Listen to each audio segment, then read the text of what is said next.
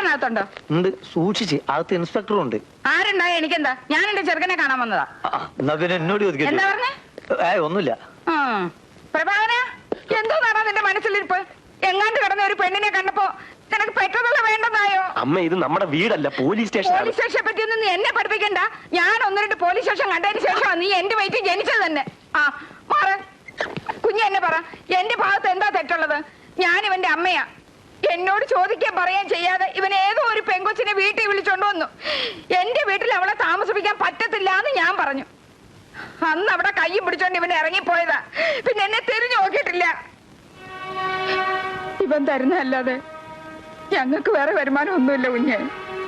അമ്മ വിഷമിക്കാതെ വീട്ടിൽ പോണം. പ്രഭാകരനോട് ഞാൻ സംസാരിക്കാം. നാളെ ശമ്പളം കിട്ടും, ഞാൻ കാശ് കൊടുത്തയക്കാം. കാശ് കാശ് കാശിന് വേണ്ടി മാത്രമല്ലടാ ഞാൻ വന്നത്, നിന്നെ ഒന്ന് കാണാൻ കൂടാ.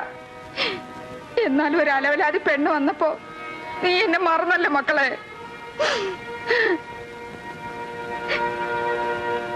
പ്രഭാകരൻ, ഏതാണ് ആ പെണ്ണ്? ഇന്ദു. ഒരു പാവപ്പെട്ട വീട്ടിലെ കുട്ടിയാണ്. രണ്ടാനച്ഛൻ അവളെ വിൽക്കാൻ ശ്രമിച്ചു, അവൾ ഓടിപ്പോന്നു. ഇതൊക്കെ പ്രഭാകരന് നേരിട്ട് ബോധ്യപ്പെട്ട കാര്യങ്ങളാണോ, അതോ അവൾ പറഞ്ഞതോ? അവള് പറഞ്ഞതാ. അത് വെറും നുണയല്ലെന്ന് എങ്ങനെ അറിയാം? ഒരു പക്ഷേ അവൾ ഒരു കൊലപാതകം നടത്തിയിട്ടാണ് വന്നിരിക്കുന്നതെങ്കിലോ? പ്രതിക്ക് അഭയം നൽകിയ കുറ്റത്തിന് പ്രഭാകരനെ അറസ്റ്റ് ചെയ്യും, ജോലിയും പോവും. സ്വാമി അല്ലടാ, സ്വാമി. എഴുതിയോ? നീ തന്നെ കൊണ്ട് കൊടുക്ക്. ഏതായാലും ഇത്രയൊക്കെ ആയില്ലേ? ഇനി എത്രയും വേഗം രണ്ടുപേരും ഒരു ബെഡ്റൂമിലേക്ക് മാറാൻ നോക്കണം. ഇതാ.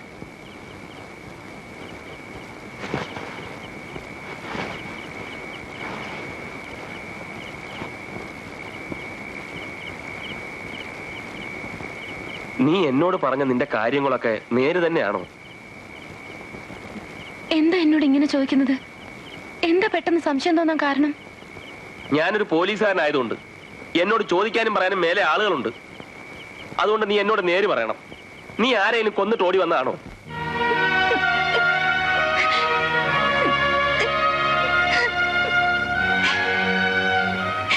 അവിടെ ഉണ്ടായ കൈപ്പേറിയ അനുഭവങ്ങൾ. അങ്ങോട്ട് ചെന്നേ. പ്രഭാകരൻ ആ പെണ്ണ് വേണ്ടാ തോറും ചോദിച്ച് കരയിപ്പിക്കുക.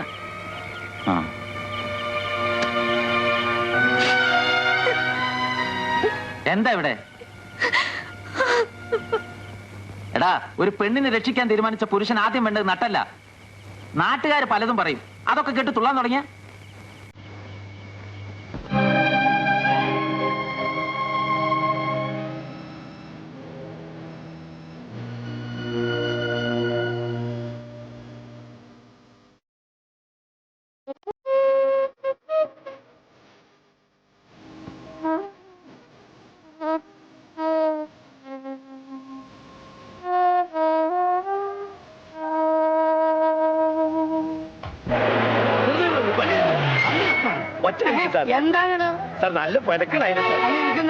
എനിക്കല്ല, നമ്മള് കെട്ടിയോക്ക് ഓള് എപ്പോഴും പറയും നല്ല നാടൻ അയില ഉണ്ടാക്കൊണ്ടിരാന്.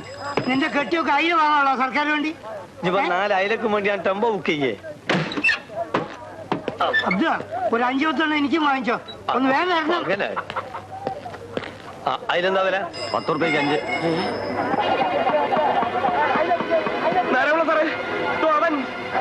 ഇതിന്നൊരു 3 കിലോ. ഇത് എങ്ങോട്ടാണ്ട് ഓടുന്നേ? ഇവിടെ വാടോ. അയിലാന്ന് തിമിംഗലത്തിൽ പിടിക്കാൻ പോകുമ്പോ അയില വാങ്ങണം.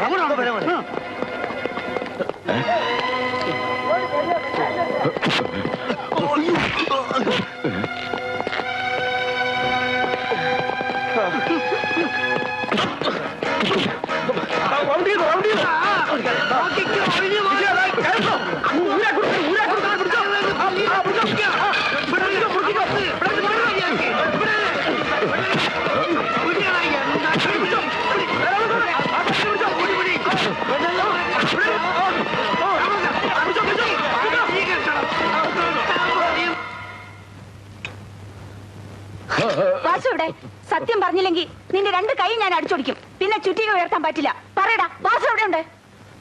അവൻ ഈ ചുറ്റുവട്ടത്ത് തന്നെ ഉണ്ട്. പ്രഭാകരനെ തട്ടിയിട്ട് അവൻ നിങ്ങൾക്ക് പിടിതരൂ. ആ കാര്യം അച്ചട്ടാ. പ്രഭാകര, ഇന്ന് രാത്രി എന്തായാലും സൂക്ഷിക്കണം. നീ വീട്ടിൽ പോകണ്ട, സ്റ്റേഷനിൽ തന്നെ കിടന്നു. അങ്ങനെ പേടിച്ചെടുന്ന വാസു ആരാ? കായംകുളം കൊച്ചുണ്ണിയോ? നിങ്ങളുടെയൊക്കെ കഴിവോട് കൊണ്ട് ചാടിപ്പോയപ്പോ അവനെ നിങ്ങൾ തന്നെ ഹീറോ ആക്കാണ്. പണ്ടാണ് ഈ പ്രഭാകരൻ ഒറ്റക്കായിരുന്നു. ഇപ്പൊ ആ പെണ്ണും വീട്ടിലില്ലേ? വടിവാള് വാസു വാക്ക് വലിച്ച ആ പെണ്ണ് കല്യാണത്തിന് മുമ്പേ വിധവയാവും. എരുതിയിൽ എണ്ണ ഒഴിക്കല്ലേ അബ്ദു. വാസുവിന് കൂടുതൽ ദേഷ്യം എന്നോടാണെന്ന് സമ്മതിച്ചു. പക്ഷെ അബ്ദുക്കാനെ വഴി വെച്ച് ഒറ്റ കിട്ടി അവൻ തട്ടും. ഇന്റെ അല്ലാ.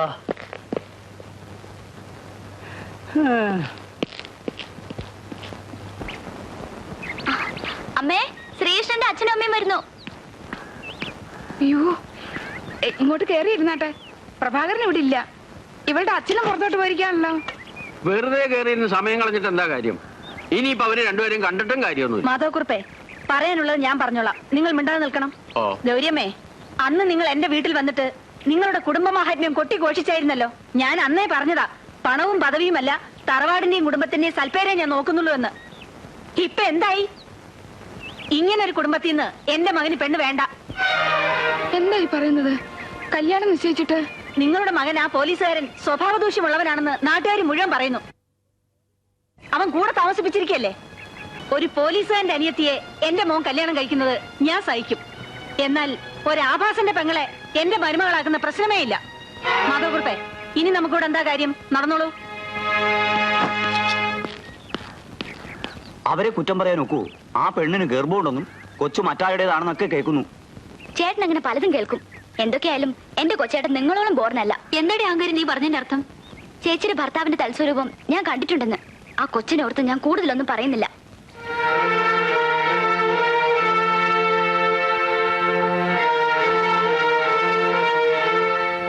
നീ എന്തിനാ അത് പറയാൻ പോയത്? അവളെ കൂടെ വഴിയാതാരാക്കണോ? നീ പൊന്നുപോലെ വിചാരിക്കുന്ന നിന്റെ ചേട്ടൻ കാരണമല്ലേ കല്യാണം മുടങ്ങിയത്? എന്റെ കല്യാണം മുടങ്ങില്ല. പിന്നെ അവരിപ്പോ പറഞ്ഞിട്ട് പോയതോ? ദാശാനിയമ്മ മാധവക്കുറുപ്പല്ലേ എന്റെ കഴുത്ത് താലിയേട്ടാൻ പോണത്. ശ്രീകൃഷ്ണനാ. ആഹാ, ദേ ഇനി അവനുമായിട്ട് കൊഞ്ചാനോ കൊഴയാനോ പോയാൽ നിന്റെ കാലി എന്തെങ്കിലും ഒടിക്കും. ഓ, ഇതിനി ആരാണാവോ? കണ്ടിട്ട് ഒരു മുഖപരിചയം തോന്നുന്നില്ലല്ലോ. പ്രഭാകരൻ എവിടെ ഇല്ലേ? നിങ്ങളാരാ? ഞാൻ അവന്റെ കൂട്ടുകാരനാ. ആ, കൂട്ടുകാരനായിട്ട് കാര്യങ്ങളൊന്നും പറഞ്ഞില്ലേ? അവനിപ്പോ ഇവിടെ അല്ല താമസം. പലചരക്കടക്കാരൻ നളിനന്റെ വീട്ടിലാ. എവിടുന്നോ കൊണ്ടുവന്ന ഒരു പെണ്ണുണ്ട് കൂടെ.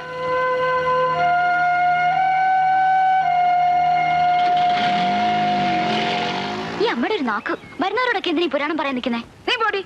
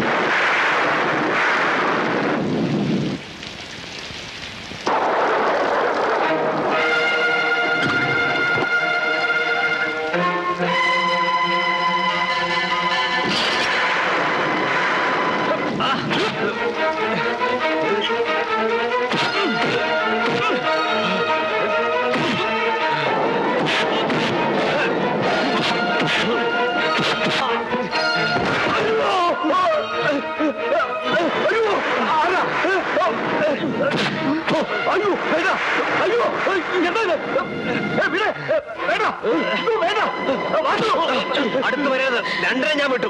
വെട്ട്. ആദ്യം എന്നെ തന്നെ വെട്ട്. എന്നെ കൊന്നിട്ട് ഇവിടുന്ന് പോയാ മതി. എന്നെ രക്ഷിച്ചവരുടെ വീട്ടിൽ തന്നെ കക്കാൻ വന്നു അല്ലേ? എന്ത് പോണേ? നീ ഇവിടെ എങ്ങനെ വന്നു? ഇറങ്ങി പോ ഇവിടുന്ന്. എനിക്ക് ഇങ്ങനെ ഒരു ചേട്ടനില്ല. എന്റെ ചേട്ടൻ പണ്ടേ ചത്തുപോയി.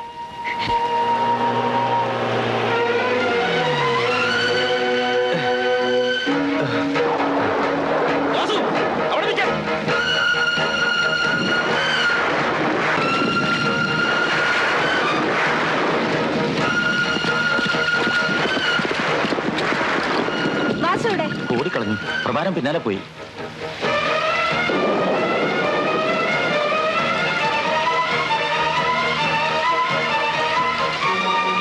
അവൻ രക്ഷപ്പെട്ടു കളഞ്ഞു.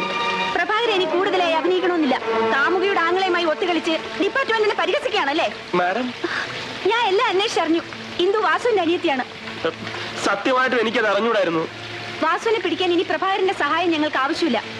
നാരായണുള്ളേ, വരൂ.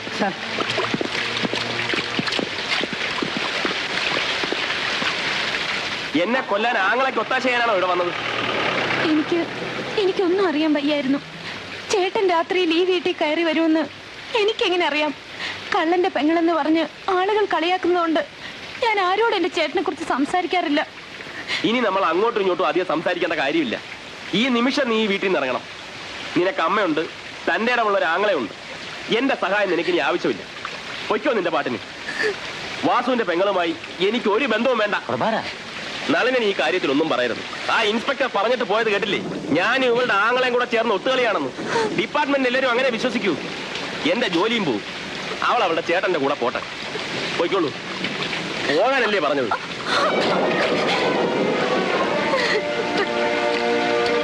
പ്രഭാകരൻ ചെയ്തത് കടുങ്കയായി പോയി. ഈ പെരുമഴയത്ത് അവളെ ഇറക്കി വിട്ടത് ശരിയായില്ല. ഇതെന്റെ വീടാണ്. നീയാണ് അവൾ ഇവിടെ കൂട്ടിക്കൊണ്ടുവന്നത്. നീ തന്നെ അവൾ നല്ലവളാണെന്ന് എന്നോട് പറഞ്ഞത്. മനുഷ്യത്വമില്ലാത്ത പെരുമാറ്റം. അവൾ എന്ത് പഠിച്ചു? മര്യാദയ്ക്ക് അവളെ തിരിച്ചു വിളിച്ചോണ്ട് വാ. പോടാ.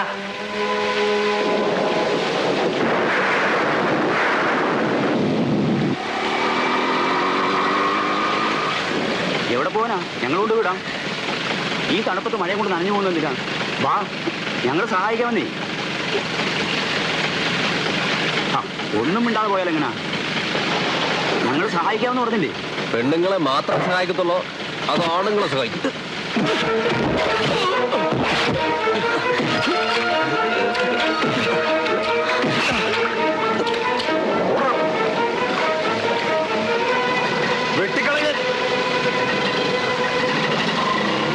എന്തുവാ നീ ചേട്ടൻ പറയുന്നൊന്ന് കേക്ക്. ഞാൻ അവിടെ വന്ന് മോഷ്ടിക്കാനല്ല. ഇപ്രാവശ്യം ഞാൻ ജയിലിൽ നിന്ന് ഇറങ്ങുന്നത് ഇനി ഒരിക്കലും മോഷ്ടിക്കരുതെന്ന് തീരുമാനമായിട്ടാണ്.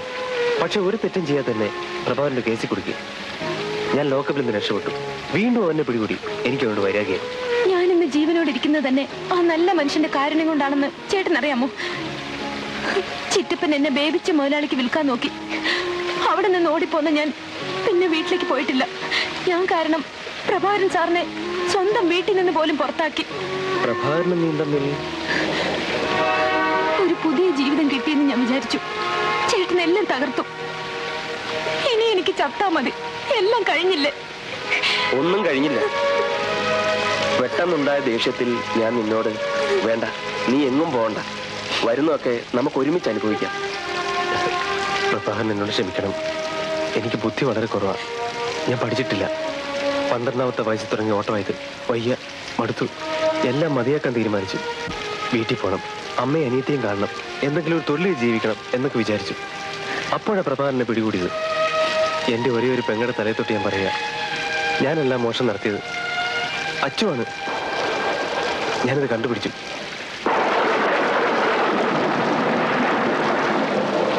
എൻ്റെ വഴിതെറ്റിപ്പോയതുകൊണ്ടാണ് എൻ്റെ അനിയത്തിക്ക് ഗതി വന്നത്. പക്ഷെ പ്രഭാകരനറിയാവോ, ഞാൻ ആദ്യമായി കട്ടത് ഇവക്ക് വേണ്ടി തന്നെയാണ്. ഇവൾ വിശന്ന് കരയുന്ന കാണാൻ ത്രാണിയില്ലാതായപ്പോൾ ഞാൻ കള്ളനായി. എന്റെ ദൈവമേ, പട്ടിണി കിടന്ന് എന്റെ കുഞ്ഞുങ്ങൾ ചത്തുപോ. പിന്നെയും പിന്നെയും പച്ചവെള്ളം കൊടുത്ത് വയറ്റിളക്കവും പിടിച്ചു. മോൻ വടക്കേരി പോയി ഒരു തുടം പാല് തരാൻ പറ. കുഞ്ഞ് കരയുന്നെന്ന് പറ. പൈസ കൊടുക്കാതെ ഇനി തരില്ലെന്ന് പറഞ്ഞമ്മേ. തങ്കപ്പച്ചേട്ടാ ഒന്ന് വിളിച്ചേ. ഓ, ഇവനങ്ങ് ചെന്നാലേ കാര്യങ്ങൾ നേരെയാവും.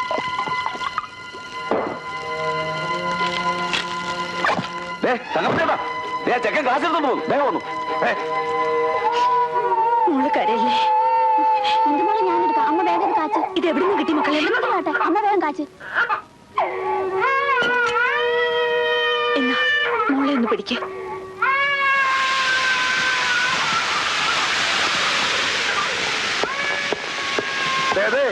ഇവൻ തന്നെ എന്റെ കൺവട്ടത്തിൽ എന്താ ഇത്? എന്താ എന്റെ മോൻ ചെയ്ത്? അയ്യോ, അയ്യോ മോനെ. അമ്മ വീണ്ടും തങ്കപ്പൻ നായരെ കണ്ടു. അയാൾ എന്നെ പോലീസ് സ്റ്റേഷനിൽ നിന്ന് പുറത്തു കൊണ്ടുവന്നു. അമ്മയ്ക്ക് അയാളോട് തോന്നിയ കടപ്പാടിന് അയാളൊരു വലിയ വില നിശ്ചയിച്ചു. സഹായിക്കാൻ എന്ന പേരിൽ അയാൾ പതിവായി വീട്ടിൽ വരാൻ തുടങ്ങി. കള്ളവാറ്റുകാരൻ തങ്കപ്പൻ നായർ അങ്ങനെ പതുക്കെ പതുക്കെ ഞങ്ങളുടെ വീട്ടിലെ ആളായി മാറി.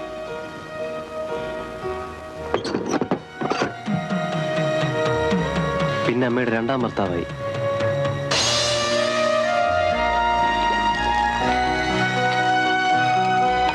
ഒരു ദിവസം ഒരു നിസാര കുറ്റത്തിന് അയാൾ എന്നെ പൊതിരെ തല്ലി. തടസ്സം പിടിക്കാൻ വന്ന അമ്മയയാൾ വെറുതെ വിട്ടില്ല. എന്റെ ദേഹം മുഴുവൻ പൊട്ടി ചോര കുടിഞ്ഞു.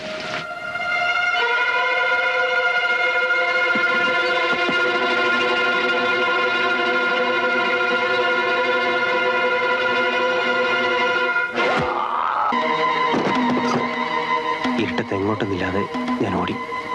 12-ാം വയസ്സിൽ തുടങ്ങിയ തെറ്റ് ഇന്നും തുടരുകയാണ്. പലപ്പോഴും ജയിലിലായി പല കുറ്റങ്ങൾക്കും. പുറത്തു വരുമ്പോഴൊക്കെ വീട്ടിൽ പോകാറുണ്ടായിരുന്നു അമ്മയെയും ഇവളെയും കാണാൻ. പക്ഷെ കള്ളനായ എന്നോട് അവർക്ക് വെറുപ്പായിരുന്നു. തങ്കപ്പൻ നായരുടെ തണലിൽ വളരുന്ന എൻ്റെ പെങ്ങളുടെ ഭാവിയെക്കുറിച്ച് ഞാൻ ആലോചിച്ചത് ഏറെ വൈകിയാണ്.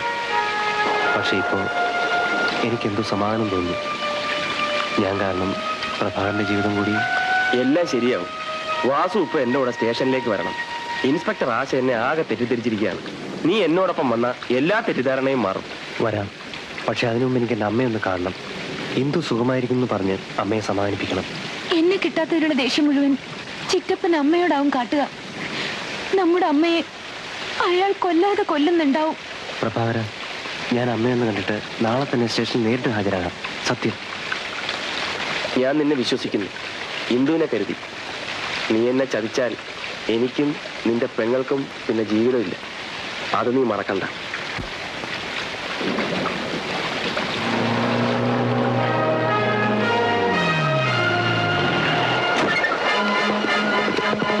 അനങ്ങി പോരുത്. I will shoot U.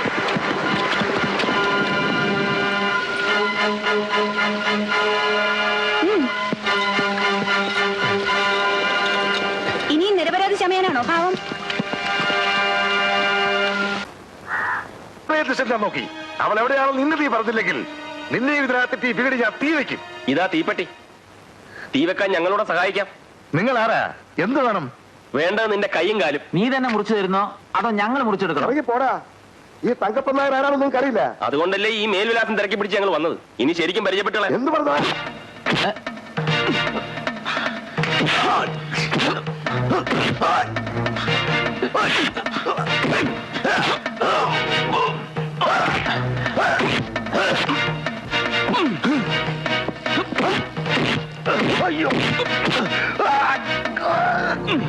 നീ നടത്തിയ ഭീഷണി വേണമെങ്കിൽ ഇപ്പൊ ഞങ്ങൾക്ക് നടത്താം.